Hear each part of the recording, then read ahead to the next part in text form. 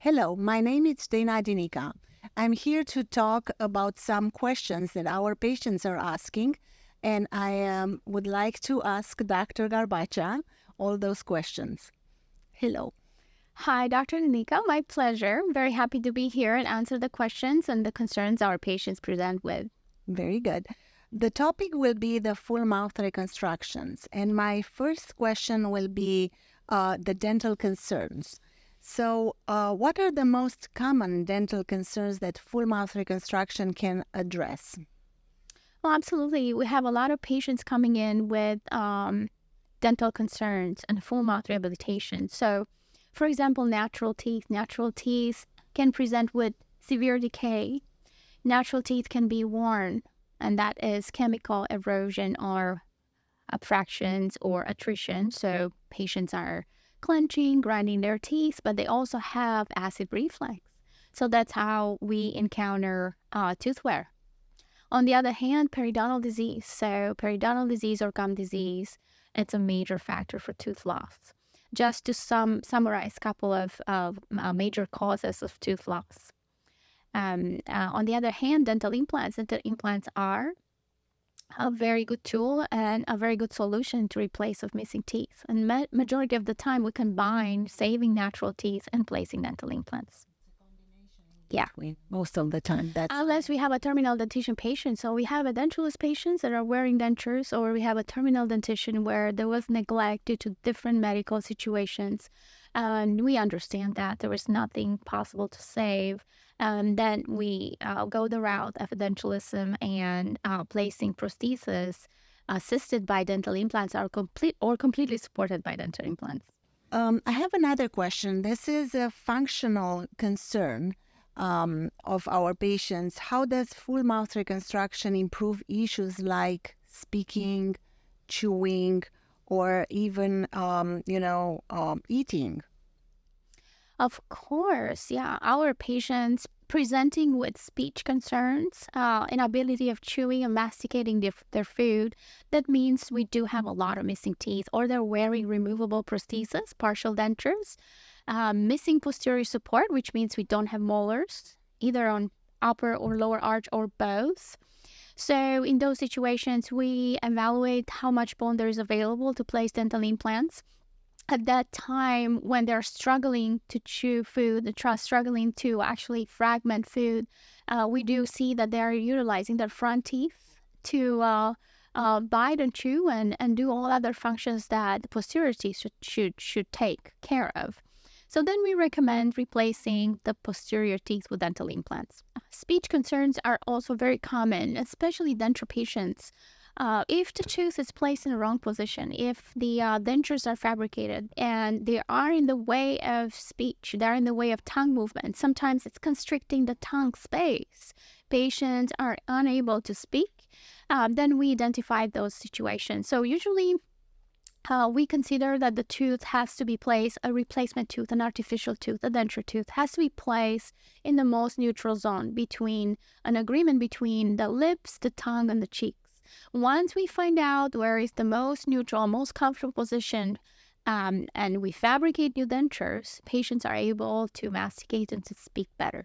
So it's all about where the tooth is positioned in order to allow the pronunciation of S's or T and F, lip support, and overall function. One of the most important one are health concerns. Can also full mouth reconstruction alleviate pain, bleeding gums, or even missing teeth or bad breath? Yeah, before starting building the house, we have to take care of the foundation. Yeah, bad breaths are there when we have pain or bad breath. There are underlying conditions such as infections, periodontal disease, or a fractured tooth.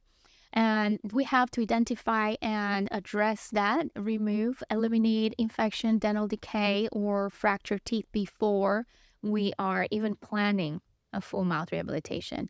Get the patient healthy first. That will be the first phase of treatment, and then continue and plan for the rest of the restorations. Another one, it's a very common and very, in style now, cosmetic concerns. Everybody wants to have nice, beautiful teeth, obviously. So, in what ways a full mouth reconstruction can address those um, stains, um, stained teeth, imperfection of the teeth, even misaligned teeth? So we're recommending two routes. If the tooth structure, if the patient presents with healthy tooth structure, and there's only a minor misalignment, we're recommending teeth whitening, maybe some veneers, and orthodontic treatment. So first, we're going to do orthodontic treatment online, place the tooth in the ideal position, perform tooth whitening, and maybe a few veneers here or there. But if you have severe stains that, for example, tetracycline stains, yeah, we have to go for full coverage crowns, and there's a little bit more invasive. Of course, it will be a multidisciplinary approach if we need to realign teeth, place them in the proper position. But for tetracycline stains, those are very resistant stains.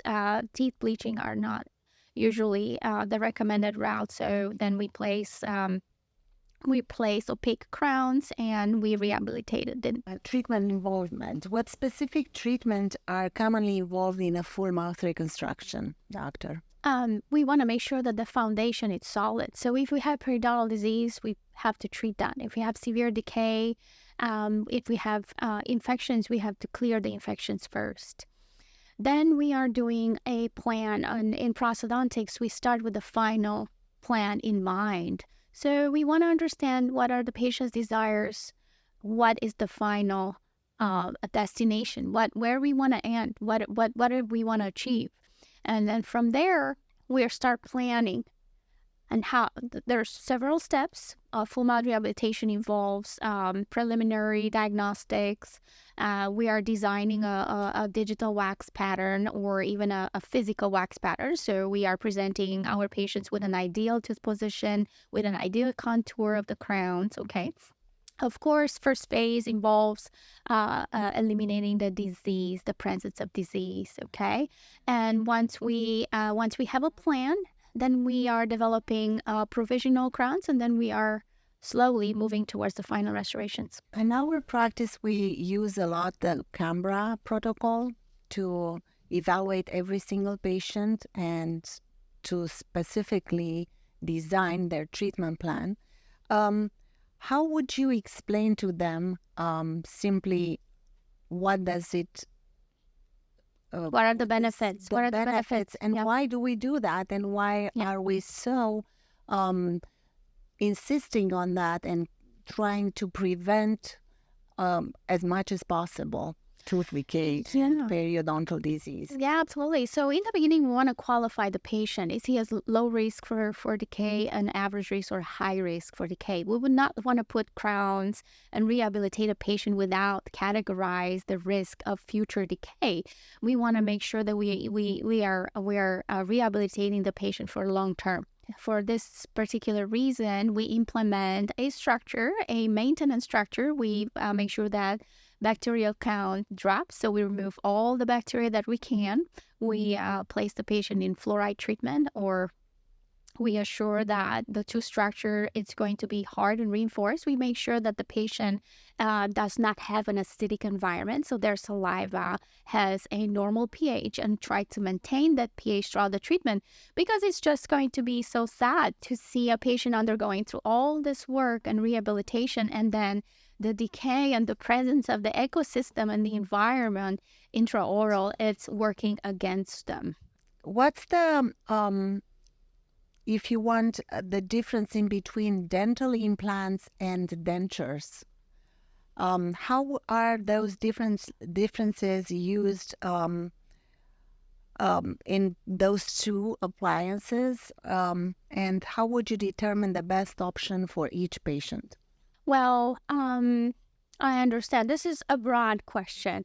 It's a broad question. So, of course, we do treat a lot of denture patients. We have patients that present with very good bone, good ridges, There are patients that handle dentures very easy. And there are patients that do not need dental implants to retain their dentures. Very well-made dentures with a good occlusal scheme, a good bite, and very good contours can serve patients for long term. But we know, and from long-term studies, we understand that over the years, the bone structure and the bone support for a removable prosthesis like a denture, it's lost. So we also find out that part of our population is presenting with no ridges. There is no more bone left. So they do not even qualify to receive a denture. It's impossible for them even to wear a denture. The ridge is flat. There is no more bone. There is no room for flanges. There's no it's really hard to make a denture that will fit on its own. So then dental implants are coming in to play. We recommend either a prosthesis that is implant retained, so that the clicks on, or the overdenture, or the snap-on denture, okay, and that attaches. It's implant retained but tissue supported, so it is just implant assisted. So those patients have a tremendous amount of benefits from just getting 2 or 4 dental implants and have their denture attached to those implants. And ultimately, of course, getting a full mouth rehabilitation with permanent teeth attached to more than 4 implants or somewhere there, it depends on the patient's need. That will be the ultimate goal, to transition a patient from a denture to regain their dental health, have a couple of dental implants placed, and rehabilitate them with permanent teeth ceramic prosthesis. Those beautiful ones. Yeah. Now, I know this is the best options. Obviously, does not cover your palate. You have a better, taste. Your quality of life, it's much improved. Yeah. Patient can have steak. Patient can eat normal again. Yeah. Everything. Can you convert, let's say, it's a patient coming and they don't have the financial situation. It's pretty much a problem for them at this time, and they would like to, transition in time. Can we transition from a regular denture to a later implant-supported denture? Yes, we have those situations. So sometimes maxillary denture functions pretty well. So it's usually the lower arch, the lower denture that patients have trouble with. It moves all the time. There's minimal support for the denture. Then we can convert one arch. So the lower jaw will receive dental implants, and also an implant-supported prosthesis, like a bridge, supporting 4 implants or a couple of implants, 4 to 5 or 6, depending on the arch form. So eliminating one removable, patient see the big advantage. Yes. Of course. And over time, they can also receive implants on the upper jaw.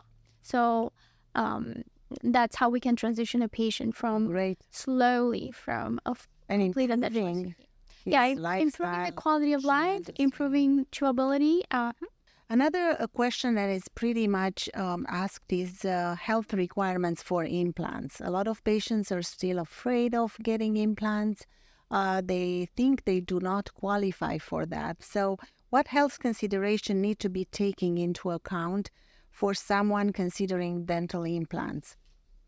Yes, we do. We do have to have a serious discussion. We do have to understand if the patient qualifies as a dental implant candidate. So diabetes is a concern, smoking it's a concern, the presence of active periodontal disease is also a major concern. We usually take a 3-dimensional image, we take a CT scan to understand if we do have the bone quantity, and sometimes we also can observe bone quality variations on the scan. We take in consideration the diabetes being controlled or not controlled. Hemoglobin A1C, it's a major marker that we usually go by the value of the hemoglobin A1C when qualifying a patient. Smoking, it's a no-no. We really don't want our patients to be smokers throughout the surgical procedure and healing time and afterwards as well. What do we need to keep into consideration for somebody who needs to receive dental implants? Right. A thorough evaluation and discussion with the patient about their medical history is very important. We usually go step by step, understanding their medical history. So there are sometimes situations where patient comes in with uncontrolled systemic diseases such as diabetes, autoimmune disease, or radiation due to previous cancer treatments, chemotherapy as well. So we do have to qualify the patient taking serious consideration those conditions. Smoking. Smoking works against healing around dental implants, and we do have a smoking cessation protocol, although we advise our patients to quit smoking. But we can go through a week before surgery and 8 weeks after surgery. The smoking cessation protocol will allow the first 8 weeks of bone healing, lamellar bone mineralized around dental implants, and that will be undisturbed. Diabetes, uncontrolled diabetes, it is also a big concern as well. Usually hemoglobin A1C marker will let us know kind of where the patient is. In this context, can I ask you what's the level of the A1C you would like to see, the maximum number that you'd like to see in a patient before placing a dental implant? Or we are comfortable doing surgery with about 7, hemoglobin as high as 7. 7.5, it's pushing it a little bit. understand? Yes, and we would like to make sure that the patient has been evaluated and treated by an endocrinologist, and all other values are normal. But we like to have patients stable for a couple of months before doing surgery. So I understand. hopefully. Another problem that we face in dental is the correlation in between periodontal disease and diabetes. Both conditions are autoimmune, and we can handle a periodontal disease and help the diabetic patients to recover in this context. And we now will talk about that. So we have to stabilize periodontal disease. We work in conjunction with our perio colleagues, and we want to make sure that the patient has no active periodontal disease. Sometimes we do genetic testing. We want to make sure that pockets are sealed. Yes. There is no suppuration. There's no heavy calculus or any other conditions that will impair the health of the Absolutely. patient, and then they can become candidates to Great candidates. dental implants. Yes. Yeah. And then diabetes gets better after periodontal disease is The patient has a arrested. better quality of life. Their health parameters are improving, and they are very thankful for that. Yes. Yeah, that's great when this is happening. I absolutely love it. So another question that it's very important, I think, for the patients as well as for us to make sure that they're taking good care of the nice investment in their beautiful full mouth reconstruction. It's recovery and aftercare. So what does recovery process look in your opinion? And I know it's a lot to talk about that for a full mouth reconstruction. And what kind of aftercare is required? So I can probably place this treatment plans in 2 categories. That's graft solutions and graftless solutions.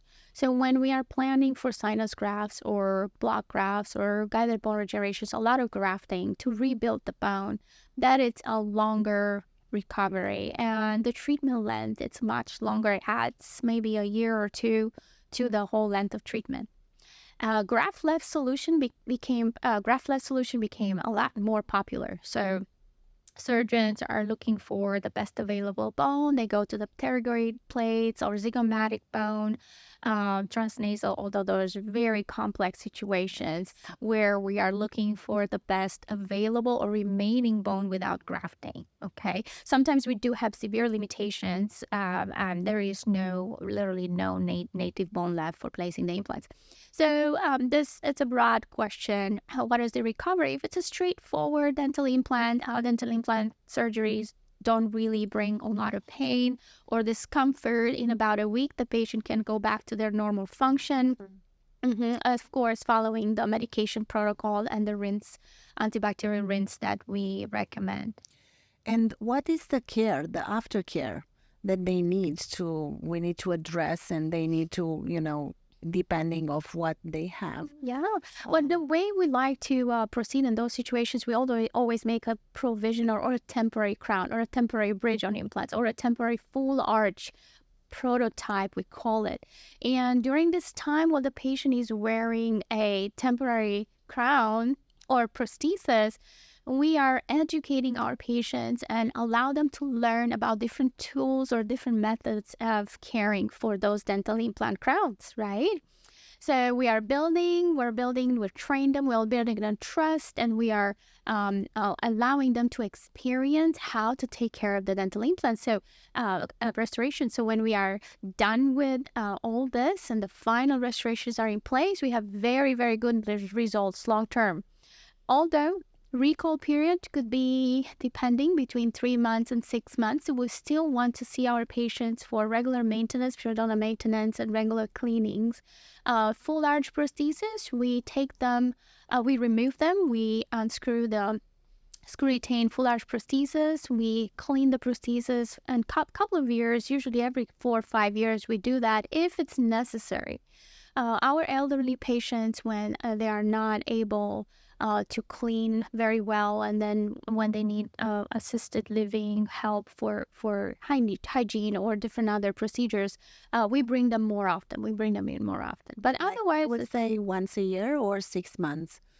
I think every 3 to 4 months, we're trying to maintain the health of the dental implants. And there is a lot more procedure that we do to assure the good health of the implant, the bone, surrounding tissue, soft tissue, and the prosthesis.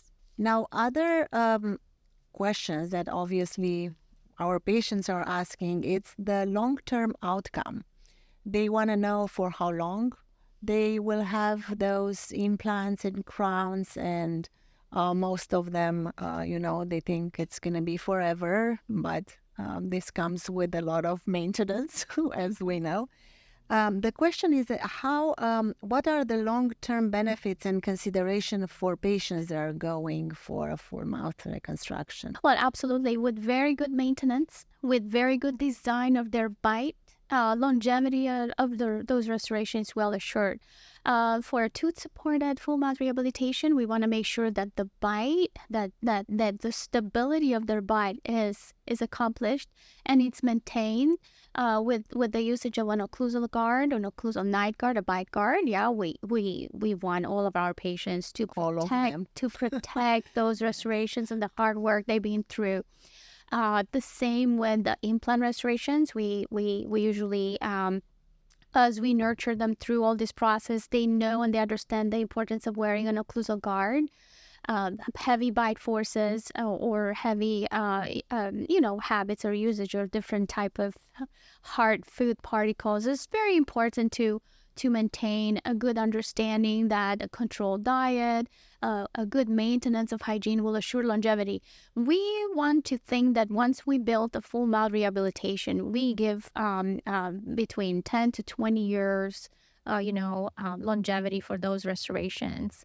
Our office are using, if we have an in-house lab, and we are using high quality ceramic materials. We design them and we perfect our margins and our abutments and the stability of our bite, the occlusal stability. We assure all that as a package when we treat our patients. So with good care and a night guard, they can last forever. Yeah. So the product, the product of our work, it's a high quality.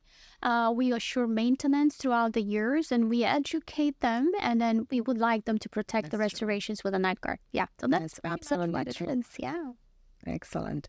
Thank you so much. It was a great talking to you. It was amazing getting all those answers from you, and I hope our patients now are a little bit more inclined to go for dental implants or full mouth reconstruction. My pleasure. I hope I answer all the questions. Thanks for having me. Absolutely. Thank you.